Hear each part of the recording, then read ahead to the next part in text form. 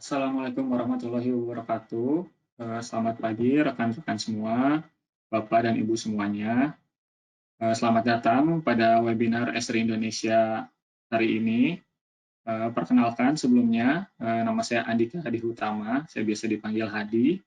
Jadi saya kali ini berkesempatan menjadi pemateri untuk webinar kali ini yang berjudul Create Geoprocessing Tools for Upside Analysis. Di sini di Esri Indonesia, saya bertugas sebagai solution engineer, spesifiknya untuk commercial team. Jadi melingkupi industri untuk retail dan manufaktur. Nah, seperti webinar-webinar yang biasa diadakan oleh Esri Indonesia, ya, jadi selama 45 menit sampai 1 jam ke depan, saya akan membawakan materi-materinya. Jadi nanti saya juga akan mempresentasikan demo live app, kemudian dipersilahkan untuk rekan-rekan apabila ada pertanyaan untuk menulis di panel GoToWebinar yang ada di sebelah kanan screen ya. Dan nanti di sesi akhir akan ada sesi tanya-jawab, dan apabila misalkan waktunya tidak cukup, misalkan banyak pertanyaannya, dipersilakan juga untuk email pribadi, ini ke email saya yang tersedia di deck sekarang ini, utama@srindonesia.co.id, dan mungkin setelah webinar ini, kalau misalkan ada yang belum kejawab ya bisa saya bantu provide seperti itu. Ya, jadi kita langsung masuk aja ya ke materinya. Oke. Background dari webinar kali ini, kita akan bicara dua poin ya. Yang pertama dari segi bisnis proses, karena saya dari tim komersial, sehingga mungkin istilah-istilah yang relevan ini lebih ke arah studi kasus di industri komersial, terutama di hub atau distribution center ya. Bagaimana bisnis proses yang terjadi di industri tersebut.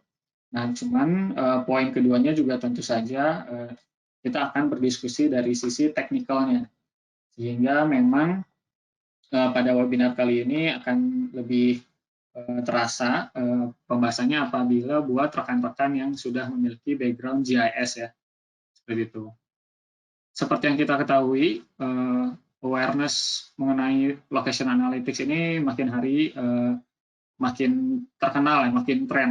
Istilah ini digaung-gaungkan di mana-mana bahwa tidak hanya data tabular aja, data spasial juga sebenarnya sangat bermanfaat untuk kita melakukan visualisasi, analisis, dan mendapatkan insight-insight yang lebih dalam.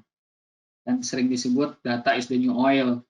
Tapi di sini lebih spesifik lagi adalah spasial data. Nah, hanya saja mungkin ini berdasarkan pengalaman saya juga ya, experience saya di industri komersial dalam GIS, private sector itu perusahaan-perusahaan sudah menyadari ya bahwa location analytics itu penting dan bisa meningkatkan bisnis proses mereka. Cuman hanya saja tim GIS atau resource GIS itu bisa disebut masih niche market atau segmented. Bisa kita bandingkan dengan private sector di tempat lain ya, seperti di natural resource atau di oil and gas, mining, plantation, pasti sudah memiliki tim GIS yang mature dan advance ya fitur-fiturnya. Tidak hanya untuk pembuatan peta cetak, bahkan sudah memiliki platform web GIS sendiri. Nah, jadi dari tantangan, dari kondisi di komersial sektor ini bahwa awareness-nya sudah cukup meningkat, hanya saja GIS resource-nya itu masih kurang gitu. Nah, bisa kita lihat di bawah itu ada logo-logo ya. Jadi secara global, ini adalah partner-partner global kita.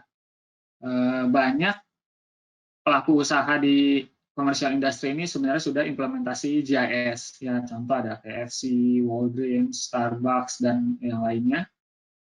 Dan memang kebutuhannya cukup advance dalam artian ada di studi kasus untuk market analysis, menggunakan data weather ya untuk jualan promo, kapan kita jualan, kasih promo ke beverages, cold beverages, atau kasih promo ke minuman-minuman hangat seperti itu. Nah, selain marketing juga ada use case lain seperti penentuan lokasi untuk store terbaru di suatu daerah yang belum pernah kita penetrate, atau penentuan distribution center seperti itu. Nah, pada webinar kali ini kita hanya spesifik untuk studi kasus bagaimana spatial analysis ini digunakan sebagai feasibility study ya, sebelum tim survei itu datang ke lapangan untuk melihat langsung ground truth-nya, bagaimana di area market tersebut kondisinya. Nah, kita akan spesifik pada hub atau distribution center, karena ya tentu saja itu sangat mempertimbangkan lokasi. Mereka akan melakukan pengiriman menggunakan fleet mereka yang harus di-manage, terus workforce mereka, surveyor mereka, dan lainnya yang pasti akan berpengaruh sekali ke performance bisnis mereka. Ya, jadi highlight webinar kali ini ada 3. Yang pertama, introduction untuk geoprocessing service atau GP tools, atau ada istilah lagi web tool ya. Dan yang kedua adalah step by step, nanti akan saya tunjukkan juga cara membuatnya, cara mengkonsum dan mempublish geoprocessing tools tadi menggunakan ArcGIS Pro atau ArcGIS Enterprise. Nah, yang ketiga menggunakan modul ArcPy di dalam Web App Builder sehingga memudahkan non-GIS user di industri komersial tadi untuk bisa melakukan tahapan-tahapan analisis spasial. Oke. Ini pertama saya akan menunjukkan sebuah demo dulu ya. Jadi ada sebuah skenario, ini dummy ya. Misalkan ada sebuah perusahaan yang ingin melakukan feasibility study untuk hub di daerah Surakarta, Solo. Nah, kita ingin lihat nih apa aja pertimbangan pertama yang mereka ingin tes cek. Contohnya yang pertama dia harus dekat jalan antar kota, atau yang kedua dia harus kira-kira berjarak maksimal 10 km dari center of gravity. Nah, nanti akan saya tunjukkan center of gravity itu apa.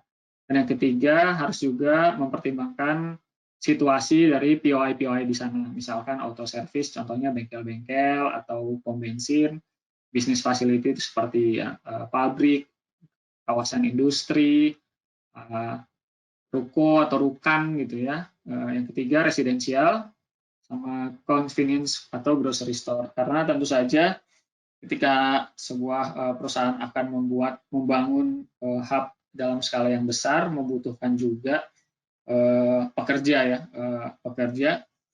yang tentunya mungkin menjadi salah satu pertimbangan apabila ada banyak daerah perumahan di sana, perumahan mungkin kaum menengah ke bawah dengan convenience store seperti pasar tradisional dan lainnya, bisa jadi menjadi sebuah insight mengenai area di daerah itu. Oke, ini ada demo pertama, jadi menggunakan WebGIS. Di sini saya memiliki ada 2 layer ya. Yang pertama yang lingkaran warna oranye itu adalah lokasi dari outlet atau store yang misalkan existing. Dan dia disimbolkan dengan revenue. Revenue dalam artian bisa pemasukan per tahun dalam nominal rupiah atau mungkin transaksi ya, transaksi produk gitu. Jadi bisa kita lihat nih di store-store sebelah selatan, lingkarannya lebih besar, mungkin karena performance-nya lebih besar dibandingkan toko-toko yang justru ada di tengah kota, yang ada di sebelah utara. Makanya mereka logonya kecil-kecil. Sementara untuk yang kotak biru itu adalah visualisasi dari sebaran warehouse yang tersedia. Jadi misalkan kita sudah punya data POI ya, yang bisa kita dapatkan dari vendor. Nah, kita jadi tahu bahwa secara peta kawasannya persebarannya seperti ini. Lalu kita ingin menentukan distribution of center menggunakan geoprocessing tools yang sudah dipublish. Jadi di sini saya input layer store demo itu, terus saya melakukan pembobotan. Jadi di sini kita ingin lihat lokasi mana sih yang paling tengah dari seluruh sebaran store yang warna oranye itu. Kenapa paling tengah? Karena secara tidak langsung kita bisa simpulkan bahwa titik yang paling tengah itu adalah titik yang bisa dicapai oleh semua toko, yang paling optimal lah ya, seperti itu. Nah, namun di sini juga kita mempertimbangkan dari performance masing-masing toko tersebut. Jadi bisa jadi ada toko yang dia membutuhkan, karena transaksinya tinggi ya, jadi demand-nya juga tinggi. Jadi setiap bulan dia membutuhkan supply yang lebih banyak dibandingkan toko-toko yang lain. Nah, itu secara sederhana ya, saya simbolisasi dalam lingkaran-lingkaran tadi. Jadi bisa dilihat ada setelah bioprocessing tool tadi saya run, ada simbol baru, output feature class, nama layernya, yang warna hijau ini. Nah, itu adalah hasil perhitungan. Kira-kira titik mana yang paling tengah yang bisa secara optimal menjangkau sebaran toko-toko tadi dan sudah mempertimbangkan performance dari toko-toko tersebut. Nah, yang kedua ini kan sifatnya masih poin ya, masih titik saja. Lalu bagaimana kalau kita ingin membuat ini menjadi lebih advance, menjadi sebuah polygon? Ya standarnya kita bisa buffer, atau kita bisa juga menghitung area berdasarkan drive distance. Jadi menggunakan data jaringan jalan dari titik yang sudah kita tentukan tadi, kurang lebih 1 kilo, 3 kilo, 10 kilo, itu luasannya seperti apa sih? Karena kita ingin overlay dengan kawasan calon hub tadi untuk melihat yang mana aja yang mungkin masuk dalam kawasan optimal tersebut. Nah, ini sudah di toolsnya. Kita bisa lihat juga ini ada semacam description dari tools tersebut ya, yang membantu end user untuk melakukan pengisian parameter-parameter di tools tadi. Nah, setelah dia sedang loading, setelah loading dia akan membuat layer baru yang namanya drive time area tadi. Nah, ini ada 3 poligon dengan warna yang berbeda. Nah, artinya di sini tadi saya sudah menginput ada analisis luasan sejauh 3 kilo dari titik center of gravity tadi, 5 kilo, dan 10 kilo. Nah, ketika kita overlay dengan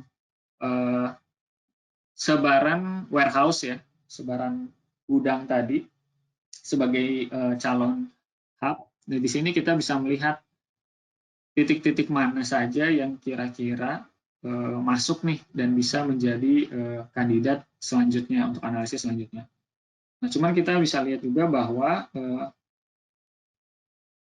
ada titik itu yang jauh dari tadi jalan antar kota, intercity street, dan kita juga bisa lakukan analisis dengan POI. Nah, selanjutnya setelah saya udah tahu titik-titik sebaran gudang tadi, saya mendapatkan 2 yang di warna merah ini nih, kandidatnya dapat 2. Kenapa? Karena pertama, sebenarnya ada 3 tuh yang di tengah, satu lagi. Cuman yang satu itu tidak saya pertimbangkan karena dia tidak dekat dengan jarak jalan kota, intercity street. Lalu saya overlay dengan POI binning. Nah, di sini yang sedang kita lihat adalah POI auto service ya, tadi bengkel, pom bensin, dan lainnya. Atau POI kedua, ketiga, dan keempat, yaitu business facility. Nah, kita bisa lihat nih agregasinya dalam grid atau hexagon grid.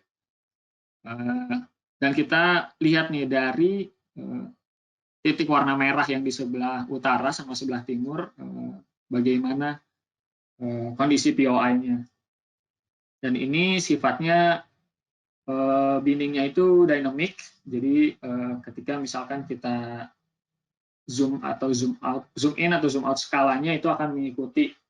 Nah, contohnya ini akan saya tunjukkan di demo ya, misalkan kita masuk ke sebuah ya di area A yang di sebelah utara. Nah, kita bisa lihat bahwa oke, agregasinya dari sebaran residensial untuk POI Budi Mukti Industri ini seperti ini. Jadi kalau kita lihat memang di sini ternyata adalah kawasan perumahan tempat tinggal orang. Nah, kalau kita zoom in lagi, kita bisa lihat lokasi exact dari POI-POI-nya. Dan kita lihat juga ini rata-rata nama POI-nya adalah residence, cluster, dan lain-lain. Mungkin ini jadi asumsi awal ya, asumsi tanpa data. Pertama bahwa dari situ daerah-daerah memang perumahan kelas menengah ke atas seperti itu. Oke, selanjutnya ada tools location allocation. Jadi anggap saja saya ingin ngecek dari 2 titik tadi sebagai titik origin dan titik-titik store atau yang toko yang warna merah oranye ini adalah demand ya atau destination. Nah, saya ingin mengecek, menganalisis kira-kira bagaimana mereka dapat menyediakan ya, memprovide servisnya. Dalam artian sebaran toko-toko ini harus disuplai dari hub yang mana sih? Gitu. Kita bisa melakukan analisis itu menggunakan jaringan jalan tadi. Nah, jadi nanti akan muncul semacam istilahnya spider web ya, ada garis-garis atau parent-child relationship ya dari si origin ke destination tadi ya, dari supply ke demand. Nah, dari 21 toko, jadi 21 toko ini yang cenderung banyaknya di atas, di sebelah utara ya, di tengah kota itu, kita bisa lihat nih hubungan masing-masingnya. Jadi garisnya memang garis lurus, tapi sebenarnya yang dianalisis adalah jaringan jalan. Jadi adalah total travel distance dalam miles. Tuh, bisa dilihat ada sekitar 1,8 mil ya, atau bisa kita konversi ke kilometer juga.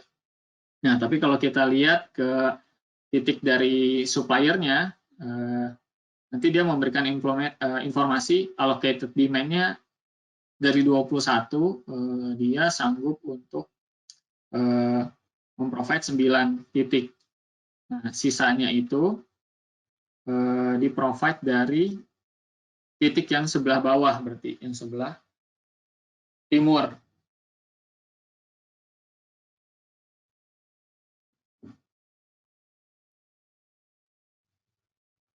Nah, ini yang top nama kedua ya, Ruko Super Makmur itu. Nah, allocated demand-nya bisa kita lihat ada 12. Seperti itu. Nah, penggunaannya ini juga fleksibel sih, bisa dikonfigurasi dalam artian mungkin untuk ngecek calon hub A dengan calon hub B, kita take out dulu yang calon hub B-nya, terus yang A kita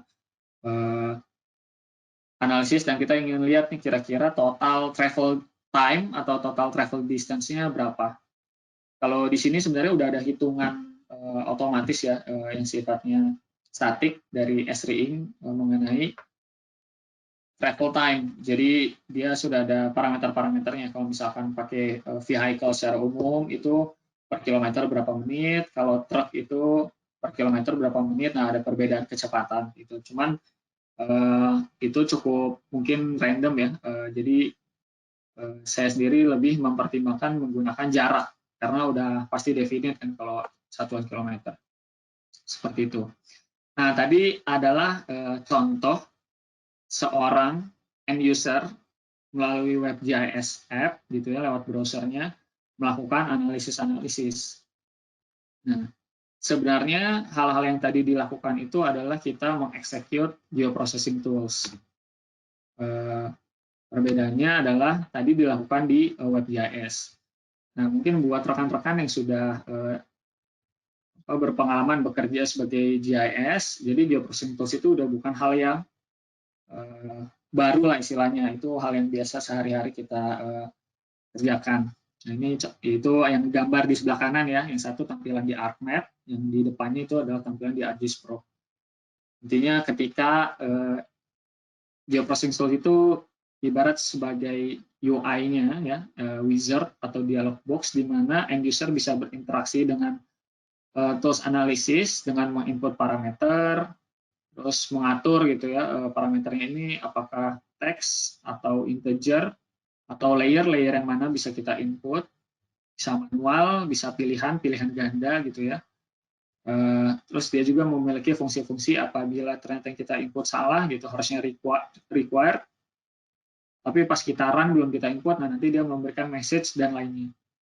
Gitu. Nah, itu adalah geoprocessing tools ya. Jadi kenapa kita buat geoprocessing tools, karena look and feel-nya familiar, ada kita juga bisa ngerun geoprocessing tools dari berbagai macam platform lewat Python IDE sebagai model builder atau sebagai service. Sederhananya, geoprocessing tool ini sebenarnya terdiri dari 3 bagian. Yang pertama parameter, yang kedua validation, yang ketiga source code. Kita akan bahas satu-satu ya. Oke, jadi konsep dari bagaimana tools bekerja itu pertama ketika misalkan kita klik geoprocessing tool-nya, dia akan terbuka kan, seperti yang tadi tampilan di slide sebelumnya. Nah, terbuka kita bisa lihat tuh ada pertanyaan-pertanyaan atau kolom-kolom itu yang biasanya masih kosong atau sudah terisi dengan default value. Nah, ketika end user berinteraksi dan sudah mengisi, nah nanti sebenarnya terjadi proses validasi. Validasi di sini seperti apakah parameter yang sifatnya required, yang wajib diisi itu sudah diisi atau belum. Apakah value dari parameter tersebut itu sesuai dengan aturan data type-nya. Contoh ya, misalkan tadi harusnya kita ngisinya field yang adalah integer, tapi ternyata kita malah ngisi field-nya string. Nah, itu kan salah tuh. Nah, disinilah proses validate tersebut terjadi. Nah, terus dia juga bisa memberikan message, tadi update message di bawah. Jadi ya dia akan ada semacam teks atau paragraf yang memberitahu ya entah warning atau error. Warning dalam warna kuning, itu error dalam warna merah, ya bahwa tidak sesuai gitu dengan rule dari validation-nya. Nah, ketika kita klik OK atau run, jadi sebenarnya parameter value itu dikirimkan ke dalam script dari geoprocessing tool-nya atau bagian yang ketiga tadi source code. Nah, ketika kita klik run ini adalah trigger script.py kita dipanggil dan value-value dari parameter yang sudah diisi itu diberikan, dipas, dioper ke script tersebut. Dengan Python-nya kita menggunakan metode getParameter as text atau getParameter. Nah, setelah semua tadi berjalan ya, berarti sudah divalidate, sudah dikirimkan ke script-nya. Nah, nanti script-nya berjalan. Nah, seiring dengan script-nya berjalan, nanti kan akan ada message yang diberikan ya. Contohnya running row 1 layer sekian. Nah, misalkan kita multiple dataset tuh yang kita input. Nah, biasanya itu ada message yang seiring bekerja itu muncul. Nah, kalau progressor itu adalah semacam interface ketika dia loading ya, dia muncul dalam persentase gitu. Atau mungkin dia bolak-balik terus tuh, bolak-balik terus. Dan script juga bisa merespon, kita bisa konfigurasi apakah script ini bisa kita cancel di tengah-tengah atau harus nunggu selesai dulu baru ada, atau ada error baru selesai seperti itu. Nah, kemudian outputnya selesai, outputnya dibuat. Nah, toolsnya finish atau selesai. Nah, ketika finish sebenarnya ada konfigurasi juga, outputnya disimpan ke dalam map dalam bentuk apa. Terus di mana si script itu juga harus mencari layer simbologinya ya, dan resultnya ditambahkan ke history seperti itu. Nah, dengan menggunakan Python, kita bisa membuat geoprocessing tool dengan 2 cara. Yang pertama script tool, yang kedua Python toolbox. Sebenarnya tujuannya sama, tapi lebih ke arah penggunaannya yang sedikit berbeda. Jadi, tadi kan di awal sempat disebut bahwa ada 3 elemen ya. Ada parameter, validation, sama source code. Nah, dengan menggunakan script tool ini, parameternya menggunakan wizard yang di tengah ini. Nanti saya demokan, ada contohnya. Tapi intinya ada sebuah dialog box yang mana end user ini harus ngeklik, nge-input satu-satu dari parameter-parameternya. Untuk validation-nya menggunakan Python juga, source code-nya juga menggunakan Python, tapi di 2 script yang berbeda. Jadi untuk validation itu dia udah built-in dalam tool properties-nya untuk yang tengah. Sementara untuk source code, kita bisa membuat satu text file format .py itu. Nah, nanti entah di reference atau di embed ke dalam script tool-nya, ke dalam toolbox-nya. Nah, ini contohnya ya, yang kiri ini parameternya, jadi nanti ada yang harus diisi-isi. Ini validation sudah ada template, sifatnya opsional sebenarnya, walaupun kita tidak konfigurasi tetap bisa berjalan ini. Dan yang terakhir ini source code, ini tentu aja required ya, jadi di mana kita memasukkan modul API kita beserta fungsi-fungsi dari tool tersebut.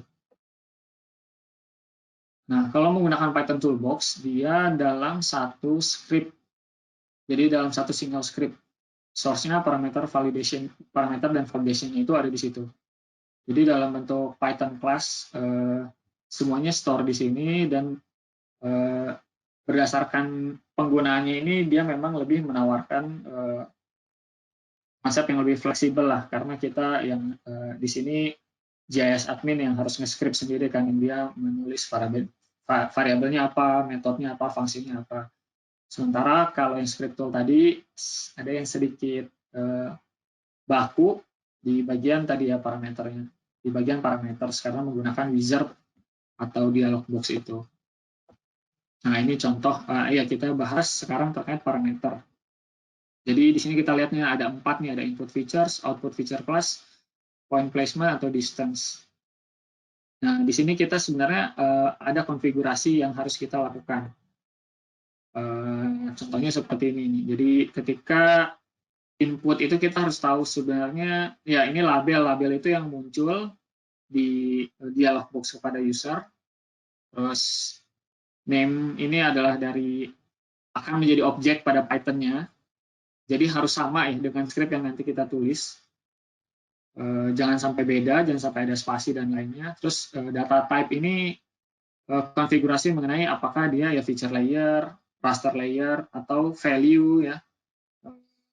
Ini yang harus kita konfigurasi juga. Nah, apakah dia required atau optional, dia bertindak sebagai input atau output.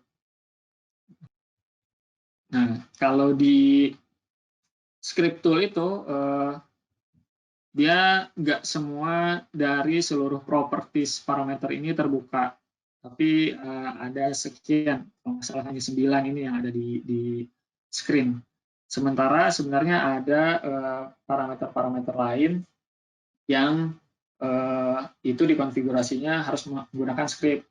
Nah, itulah tadi yang kenapa saya bilang di awal bahwa menggunakan Python Toolbox itu memberikan keluasan terhadap si GIS adminnya. Nah, ini contoh dari contoh parameter dari geoprocessing tool yang tadi saya tunjukkan di demo paling pertama, yang menentukan center of gravity. Jadi inputnya kan adalah store, tadi ya layer stores demo itu dalam bentuk feature layer dan required. Nah, outputnya itu dia ya tipenya di sini saya tulis optional, terus directionnya output. Nah, output itu kita harus konfigurasi simbologinya. Jadi sebenarnya dia akan mengakses file.lyrx atau itu adalah file konfigurasi untuk layer ya, jadi kayak simbolisasi, label, dan lainnya. Kalau kita nggak konfigurasi ini nggak masalah, tapi nanti itu akan dibuatkan template, jadi tidak sesuai yang user inginkan. Nah ini untuk weight field tadi, ini adalah yang untuk sales volume ya, atau sales transaction. Jadi data type-nya field. Nah terus di sini ada dependensi nih. Dependensi ini maksudnya dengan parameter mana nih yang kira-kira kita dependent atau berkaitan. Jadi contohnya ketika saya klik input weight field, ya kan sebenarnya ada semacam choice list ya, pilihan ganda yang memilih field-field ini ada dari mana. Nah, kita harus konfigurasi dependensinya dengan input feature class. Karena kan pilihan field-field tadi itu tersedianya di dalam input feature class ini. Seperti itu. Kemudian satu lagi ada filter ya, filter field. Maksudnya di sini kita bisa menspesifikkan ya pilihan, kurang lebih seperti fitur pada domain atau subtype di ArcGIS Desktop. Jadi maksudnya ketika kita memilih field yang untuk weight field ini, yang bisa dipilih hanya field-field yang bersifat short integer, long integer, double atau float. Tapi untuk string, datetime, boolean, dan lainnya itu nggak bisa dipilih. Jadi memudahkan user juga supaya dia nggak salah input gitu. Atau kita bisa define manual. Jadi misalnya kita hanya define 3 gitu. Contohnya pada tools clustering, density based clustering, kan kita melakukan clustering itu metodenya ada 3 ya. Ada yang optics, HDB scan, sama yang satu lagi. Nah, kita bisa membuat itu manual tuh. Jadi kita ketik supaya nanti end user itu tinggal pilih. Seperti itu. Nah, kemudian tadi ya resep dari geoprocessing tool yang kedua adalah validation. Jadi fungsinya validation ini simpelnya adalah dia mengecek ulang dari parameter-parameter yang sudah diinput itu sebelum parameter-parameter itu dikirimkan ke script dan toolsnya berjalan. Contohnya seperti ini. Misalkan, yang pasti kan parameter punya value ya, cuman value-nya tadi yang sudah didefinisikan. Apakah dia feature layer, apakah dia integer, apakah dia string, datetime, dan lainnya. Nah, misalkan di yang sebelah kanan, di script sebelah kanan, ada tulisan distance should never be negative. Ya kan artinya input dari parameter jarak ini, dia nggak boleh nilainya negatif.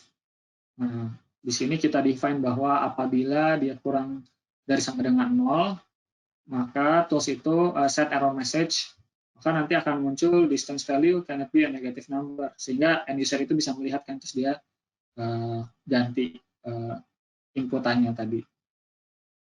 Atau ya satu lagi, if using percentage, distance must be less than 1.0. Jadi ya mungkin ada seringkali kita memasuki nilai percentage tapi bukan 0 sampai 100 kan, 0 sampai 1 karena nanti ada pengalian di belakangnya gitu ya. Nah, di sini jika value lebih dari 1, set error message, percentage must be between 0 and 1.0. Kurang lebih ini kebutuhan dari fitur utama dari validation ya.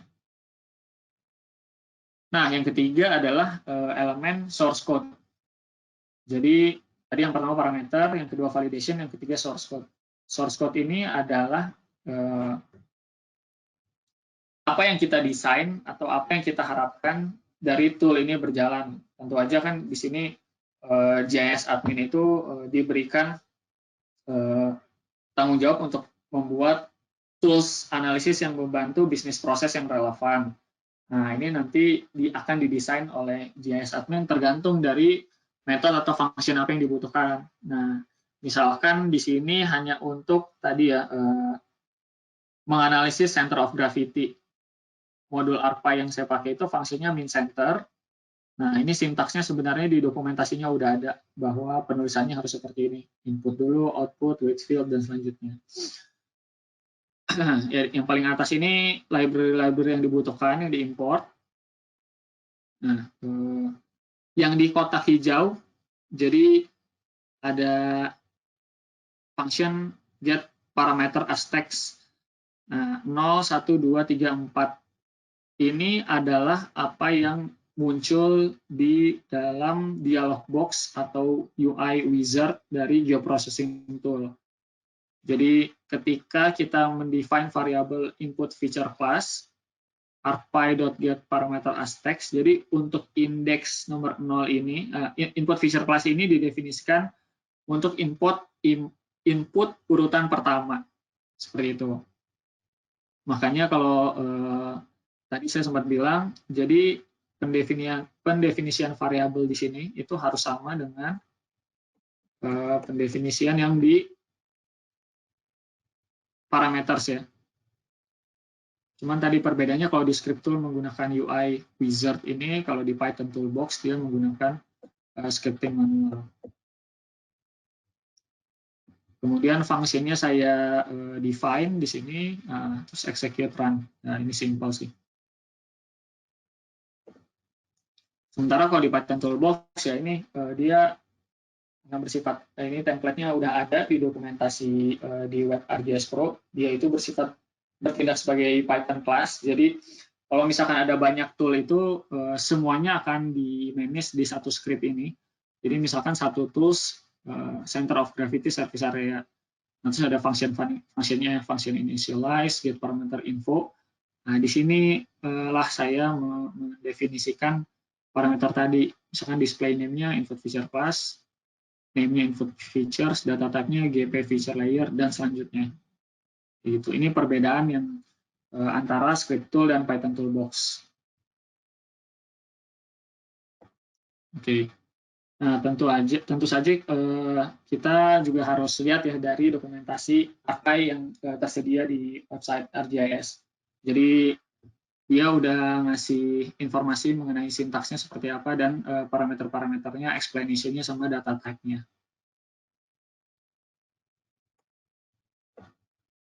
Nah, ada fitur juga di mana si geoprocessing tool ini dia bisa kita secure, dalam artian kita set password. Nah, cuman kalau set password itu syaratnya dia harus di-embed. Jadi ada opsi ketika kita reference ke buah script file yang ada di directory yang terserah ada dimanapun, misalnya kita simpan di C ya. Nah, tapi kalau misalnya kita mau set password itu kita harus embed, jadi si scriptnya itu seakan-akan ada di dalam geoprocessing tool-nya. Cuman nanti perbedaannya adalah ketika kita, karena itu kan udah di-embed ya, udah di-copy. Nah, dia nggak nge-reference lagi. Ketika kita coba testing, ubah lagi scriptnya, nah itu harus di-embed ulang atau di-upload ulang, kasarnya seperti itu.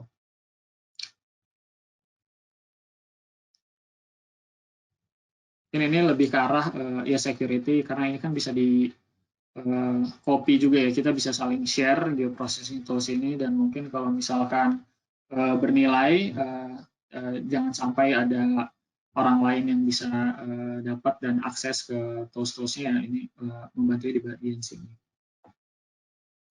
Oke. Demo, testing, publishing, accessing GP tools.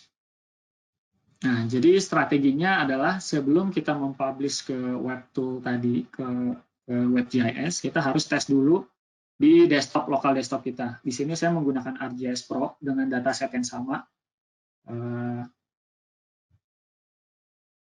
Saya run, terus dia muncul ya yang di bawah ini, ada informasi, ada message-nya, kemudian berhasil.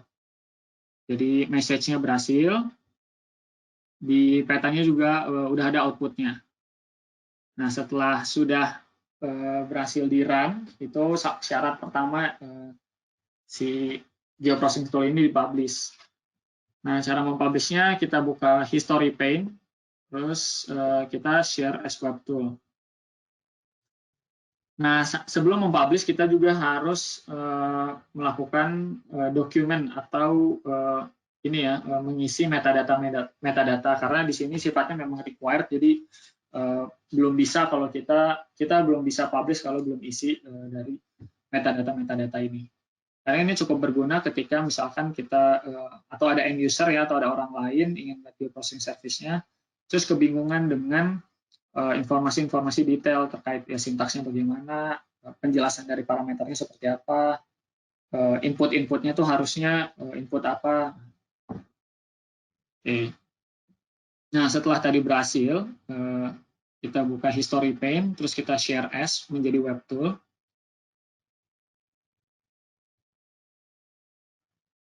Nah, ini ada window message dari yang geoprocessing tool yang sudah saya jalankan tadi ya. Oke. Nah, ada konfigurasi-konfigurasi yang harus dilakukan ketika kita mempublish ini. Jadi standar ya, seperti pengisian nama, summary, teks gitu. Di sini ada pilihan nih, copy data atau reference register data. Jadi kita ini kan akan mentransformasikan ya, memindahkan dari tools yang ada di lokal ke environment server di ArcGIS Enterprise.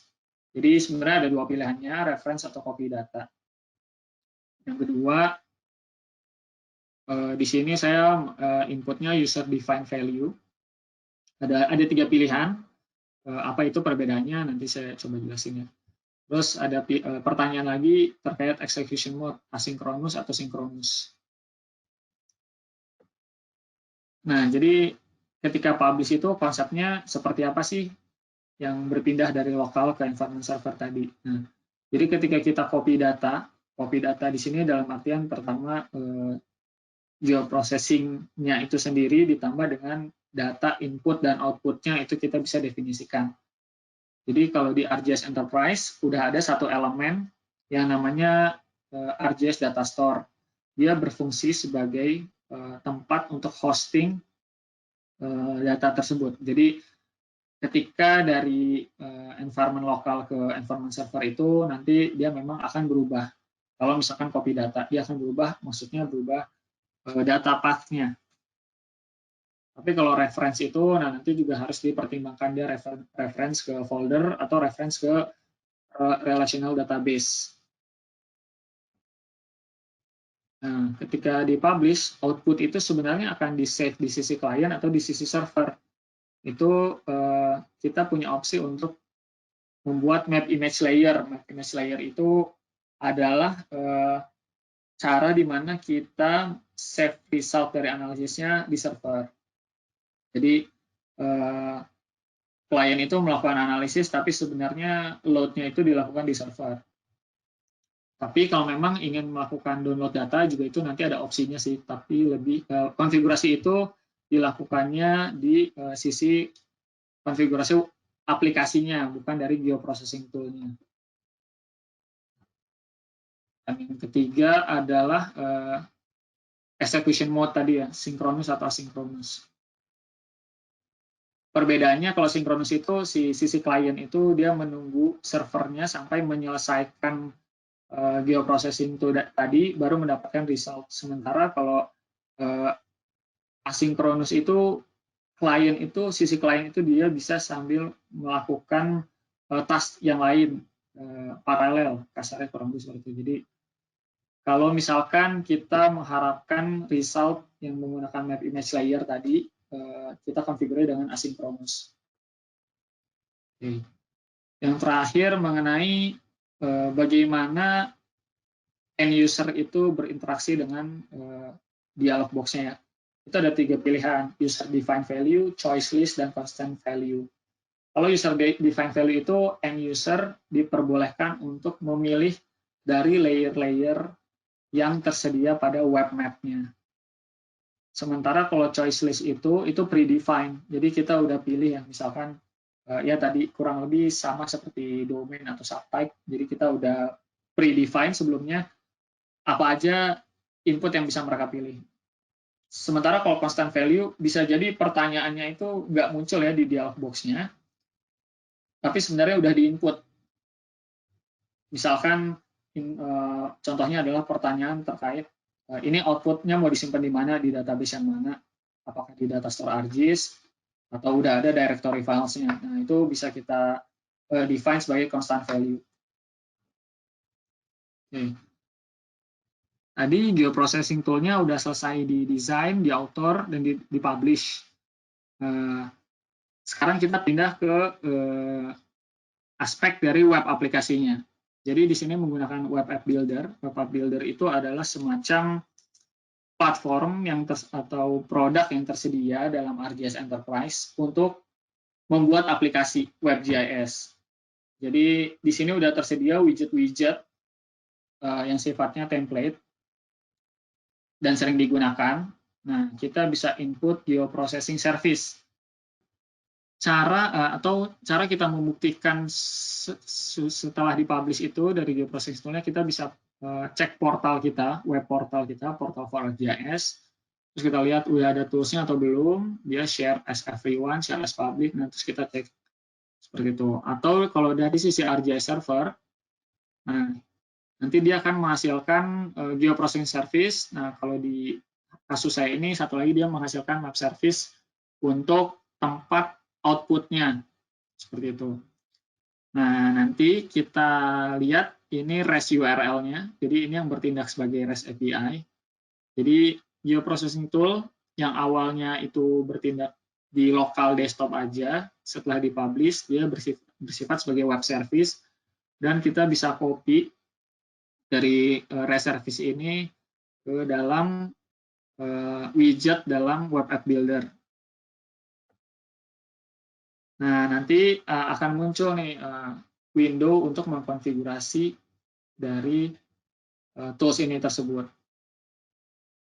Nah, bisa dilihat outputnya ini map service layer karena saya memilih untuk view result with map service. Ini juga ada opsi ketika apakah kita bisa mendownload data export result misalkan ke shapefile atau CSV.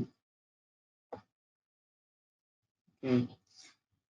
Kadang ada contoh juga ketika ada kasus juga ketika misalkan dari sisi desktop kita udah berhasil melakukan publishing. Sudah berhasil di running juga, servisnya juga sudah ada di RG server atau di portal. Tapi ketika di run di dalam web app builder ada error dan dia ngasih message seperti ini. Parameters are not valid, invalid field type. Nah, mungkin ini disinilah di mana dependensinya mulai kompleks. Jadi karena tadi ada pengaturan-pengaturan tambahan ya. Ketika saya di web app builder itu lebih memilih menggunakan map service dari data store, sementara ketika di lokal itu saya menggunakan feature class biasa di dalam geodatabase. Nah, jadi memang sifatnya repetisi sih untuk publishing ini. Jadi kita coba dulu di desktop, coba dulu di portal, nanti kita lihat kira-kira jalan atau enggak. Kalau enggak kita balik lagi tuh, kita edit lagi scriptnya yang ada di desktop, terus publish lagi yang kurang lebih seperti itu. Atau ada opsi lain. Jadi kalau saya rasa model builder ini fitur yang udah populer ya, yang mungkin sudah banyak orang JS sering berinteraksi dengan model builder. Nah, model builder ini juga sebenarnya bisa dipublish menjadi sebuah web tool. Cuma ada perbedaan aja sih, dari tujuan sih sama, tapi kalau dari penggunaan, cara ngebuatnya, cara nge-publishnya ya tentu saja ada perbedaannya.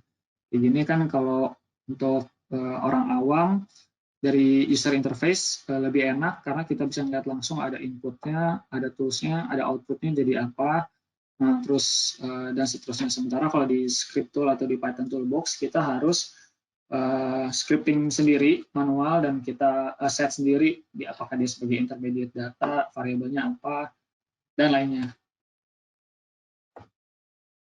Oke.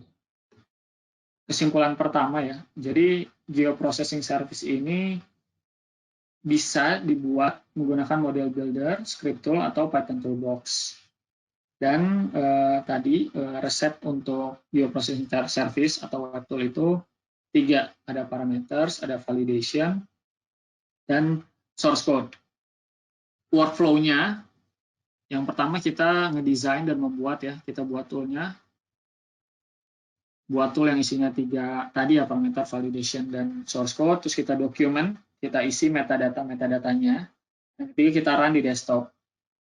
Setelah berhasil di desktop, kita publish, kita ya share dari history pane ya, ini tutorialnya sih. Kita set namanya, parameternya, terus kita analyze dulu apa ada error atau enggak, terus kita publish.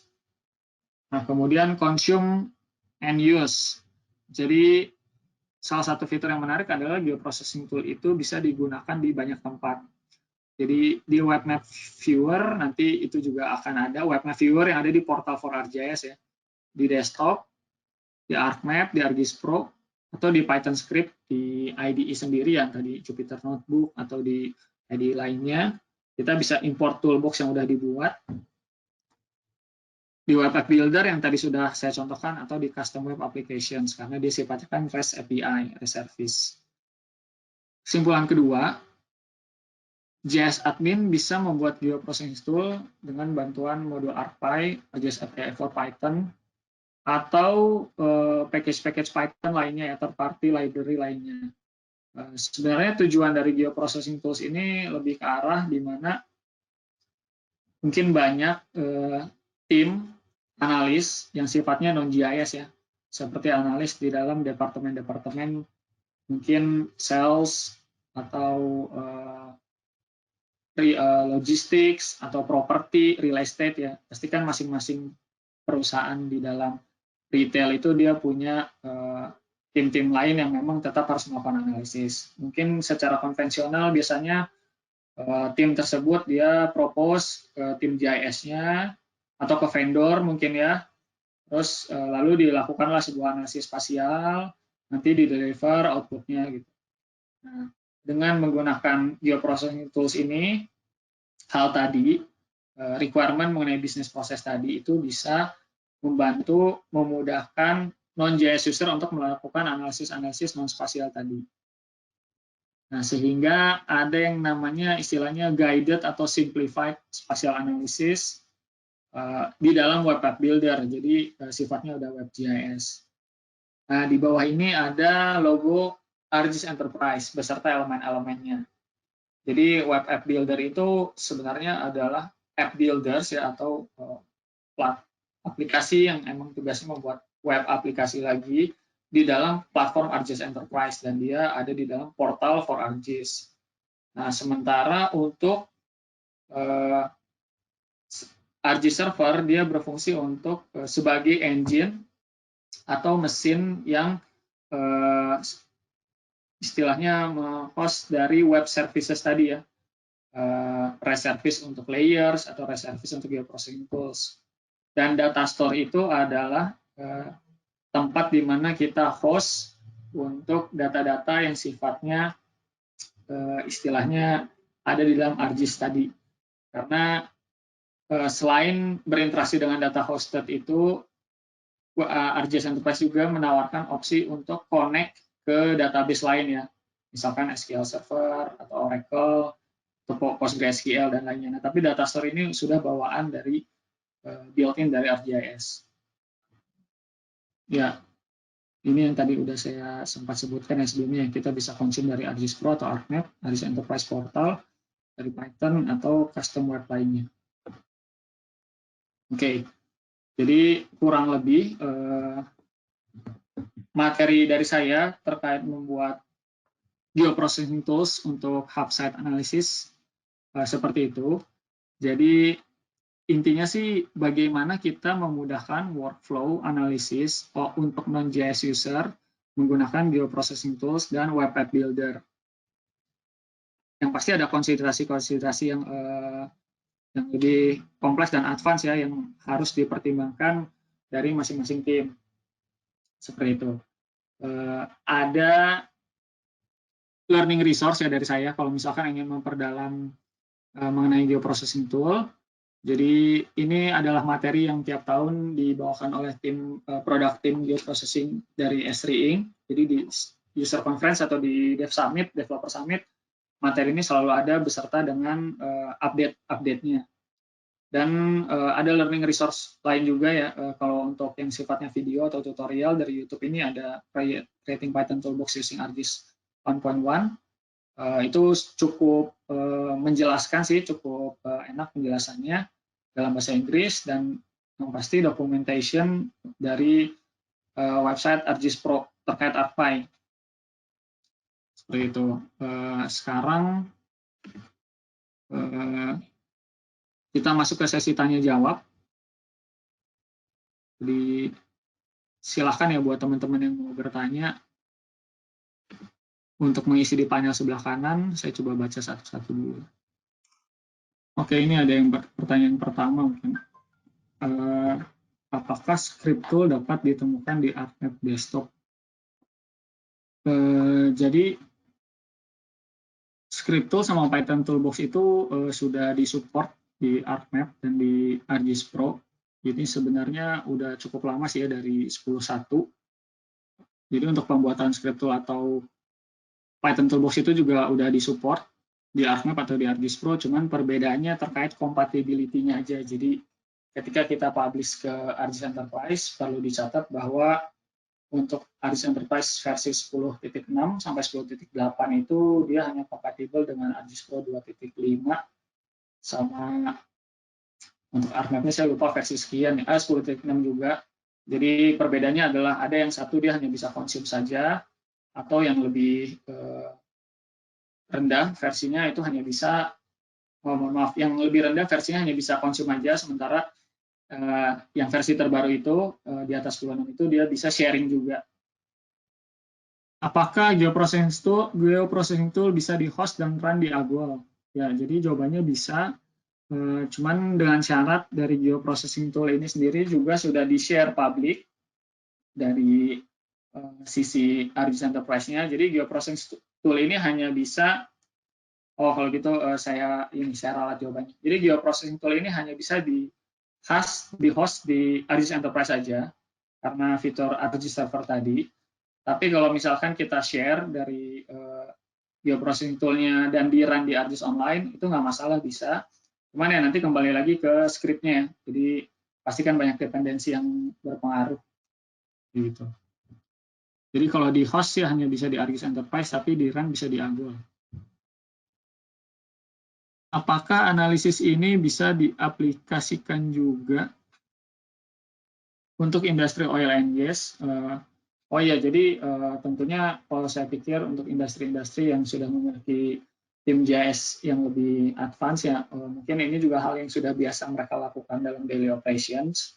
Jadi memang di awal saya bercerita background-nya adalah karena banyak non-GIS user yang dia sudah mulai melek ya, sudah mulai aware dengan analisis spasial ini, entah dalam bentuk ya bisnis BI gitu ya, business intelligence, atau web aplikasi lainnya. Jadi ketika saya bilang ini memudahkan non-JS user, salah satu usaha yang bisa dilakukan oleh JS admin itu adalah memudahkan atau menyeragamkan bahasa bisnis prosesnya. Jadi misalkan tadi kan kita nggak mungkin nulis feature class untuk non-JS user karena non-JS user juga mungkin bingung ya istilah feature class itu apa, feature layer itu apa, tapi kita bisa ganti ya, contohnya jadi bahasa Indonesia, terus kita masukkan bahasa-bahasa yang relevan sama mereka gitu. Kalau di kita sebutnya kan point, polygon, polyline, tapi mungkin kalau untuk mereka cukup masukkan data toko atau outlet seperti itu. Jadi tentu saja di oil and gas, di industri-industri lain, mereka pasti penggunanya udah lebih advance ya untuk automation atau custom tools di luar dari modul ArcPy dan lainnya. Tadi disebutkan menggunakan hexagon grid dalam WebGIS. Apakah ada kelebihan jika menggunakan bentuk grid tersebut? Terima kasih. Oke, jadi mungkin ini di luar dari skop materi, tapi saya jawab aja ya.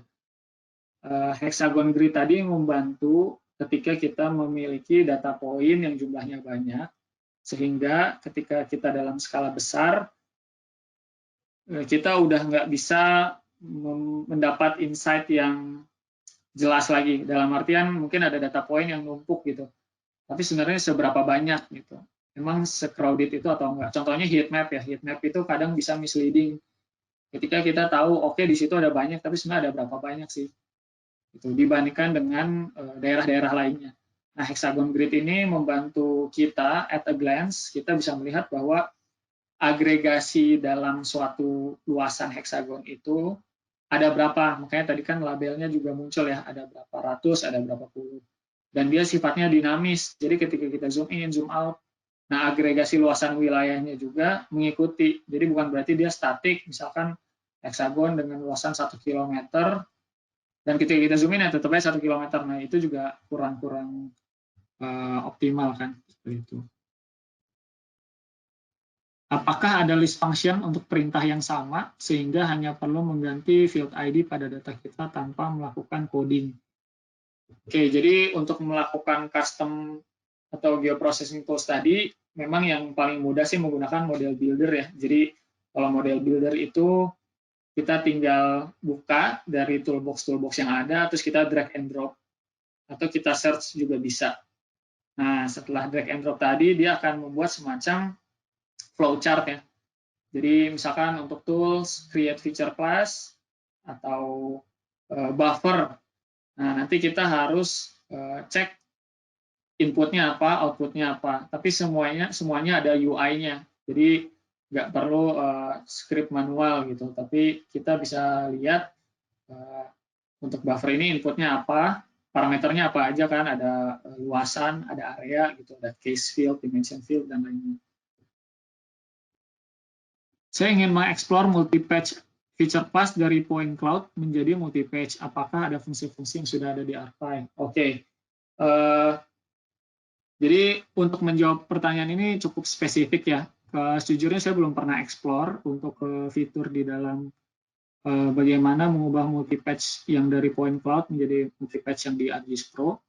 Cuman ARPA ini di web menurut saya dokumentasinya udah cukup menerangkan, udah cukup rapi. Jadi bisa dicek aja dia termasuk ke dalam kategori apa, karena di ARPA sendiri dia kategori-kategori analisisnya sudah digolongkan ya. Jadi misalkan ada network analysis, ada spatial analysis, ada geoanalytics tools, atau ada yang sifatnya ready to use dari ArcGIS Online dan lainnya.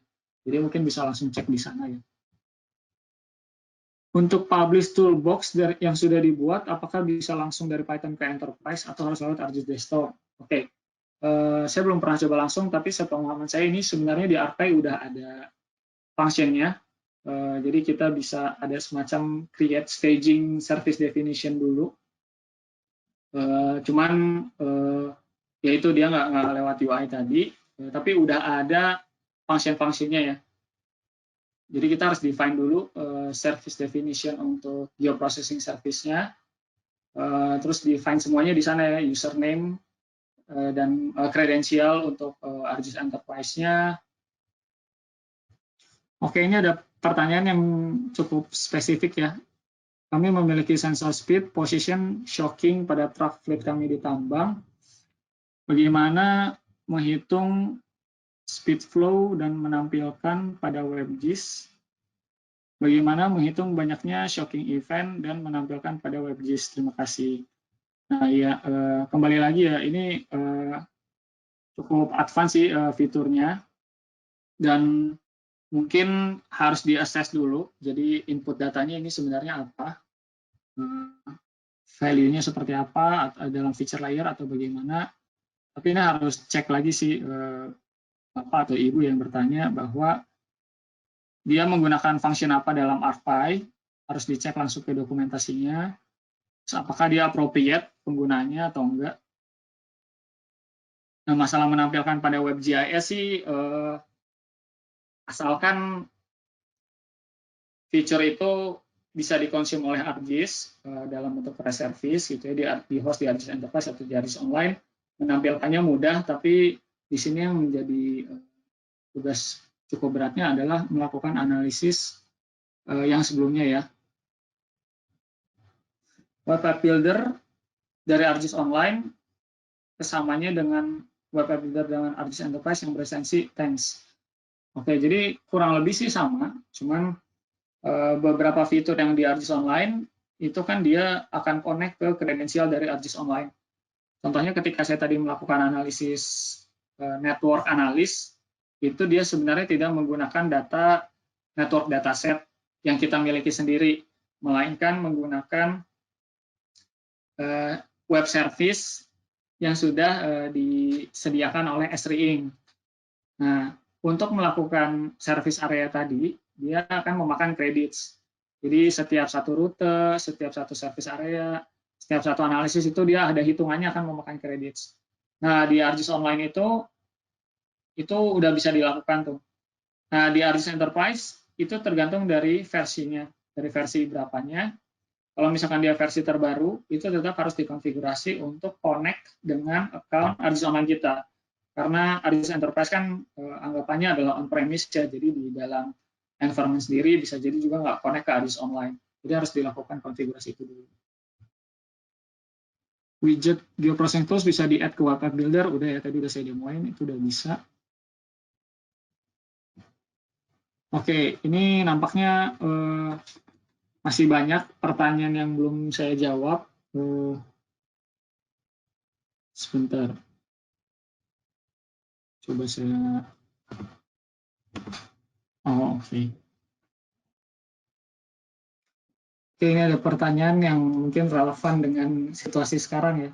Bagaimana cara ArcPy membantu pemerintah, pemilihan orang, dan pembagian bansos? Yang kedua, data BPS, apakah bisa diolah sebagai parameter bansos?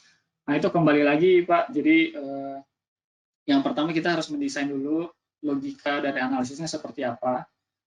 Nah, misalkan parameter pemilihan orang dan pembagian bansos, berarti kan ada data-data tuh. Kita harus tahu sebaran data-data, mohon maaf kalau istilahnya saya sebut kaum menengah ke bawah gitu ya, itu ada di mana. Misalkan data itu di-provide dari entah data BPS atau Kemendagri. Nah, terus ada fitur-fitur ArcPy seperti melakukan ya itu tadi ya, untuk summary statistics, untuk melihat urutannya seperti apa, atau sebarannya seperti apa di WebGIS. Jadi sebenarnya tentu bisa aja, tapi kalau untuk sampai melakukan pemilihan orang, itu tergantung dari data yang tersedia. Terkait dari pembagian bansos, ya tergantung dari function di ArcPy tadi, apa yang akan digunakan. Apa keuntungan membuat geoprocessing tool sendiri dibandingkan yang sudah ada di ArcGIS? Ya, jadi kalau memang misalkan sudah ada di ArcGIS sih seharusnya kita nggak perlu membuat lagi, karena kan yang harusnya kita ngejarnya simple, simplified, malah jadi put effort and time. Tapi keuntungannya adalah GIS admin itu diberikan keleluasaan apabila ada tools-tools yang sifatnya mungkin panjang gitu ya. Ada beberapa tools yang digunakan. Nah, lalu dia membuatnya sendiri dalam satu geoprocessing tool sendiri, sehingga dia nggak perlu banyak ngebuka banyak tools, atau yang sifatnya repetitif atau iterator. Di dalam script itu kan kita bisa nge-define untuk nge-iterasi banyak file, banyak input. Seperti itu. Jadi kalau memang di ArcGIS sudah ada, sudah ready to use, ya tentu aja nggak perlu bikin lagi. Ya kalau memang misalkan belum ada, ya itu dikembalikan ke GIS admin untuk membuat tools yang baru.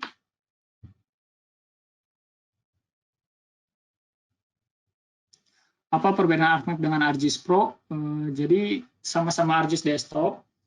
Nah, tapi ArcGIS Pro itu adalah istilahnya versi atau produk yang di kedepannya kita akan Esri akan fokus di ArcGIS Pro ya, di mungkin berapa tahun ke depan. Jadi perbedaannya secara teknis yang pertama adalah dia 64 bit, sementara ArcMap masih 32 bit, jadi ngaruh ke performance-nya. Dan performance untuk mengoptimalkan si mesin komputer untuk menjalankan ArcGIS Pro. Yang kedua, dia integrated antara 2 dimensi sama 3 dimensi. Kalau di ArcMap itu kan dia masih sendiri-sendiri, ada ArcMap, ada ArcSim, seperti itu. Dan ArcGIS Pro itu dia menawarkan fungsi name user license, sehingga kita bisa menggunakan ArcGIS Pro dengan login. Kalau di ArcMap itu masih konvensional dalam artian dia diinstal di satu mesin atau di 2 PC gitu. Jadi dia akan nempel terus license-nya di situ, atau bisa saling borrow license ya, jadi pindah-pindah. Sementara kalau di ArcGIS Pro asal dia connect ke internet, kita bisa diinstal di banyak mesin, nah tapi hanya selama dia connect ke internet. Karena skema login name user tadi. Apabila geoprocessing yang sudah terpublish bisa digunakan semua user, apabila geoprocessing yang sudah terpublish bisa digunakan semua user, sekalipun desktop user tidak terinstall Python. Nah, itu tergantung Pak. Jadi kalau misalkan dia consume geoprocessing tools-nya, ya pasti lewat Python IDE nggak bakal bisa. Yang kedua lewat desktop. Kalau kita install desktop itu sebenarnya ArcPy-nya sudah ada. Seperti itu. Tapi kalau menggunakan WebGIS ya tadi Web App Builder, jadi di client side itu nggak masalah, dia nggak punya environment Python, karena itu semua di-run-nya di sisi server. Ya, terkait pertanyaan itu juga sebenarnya kita bisa menggunakan library third party yang lain ya, entah open source atau library lain selain ArcGIS, cuman ada pertimbangan yang harus dipersiapkan ya, seperti berarti nanti di environment ArcGIS server harus diinstal environment Python lagi, seperti itu, karena dia kan di running-nya di environment server. Oke, mungkin karena waktunya udah lewat 15 menit juga, masih banyak, ada beberapa pertanyaan yang belum saya jawab, ada juga beberapa yang menarik, tapi cukup advance, jadi belum bisa saya jawab juga. Terima kasih atas perhatiannya. nanti saya akan coba jawab pasca webinar ini ya. Jadi nanti akan saya share ya untuk beberapa pertanyaan yang bisa dijawab. Kurang lebih sih untuk webinar kali ini seperti itu materinya. Jadi bagaimana dari bisnis proses sampai aspek teknikal tadi. Terima kasih sudah datang, sudah mendengarkan, atas atensinya. Mudah-mudahan bermanfaat dan bisa digunakan di perusahaan atau di universitas dari teman-teman rekan-rekan sekalian. Selamat siang.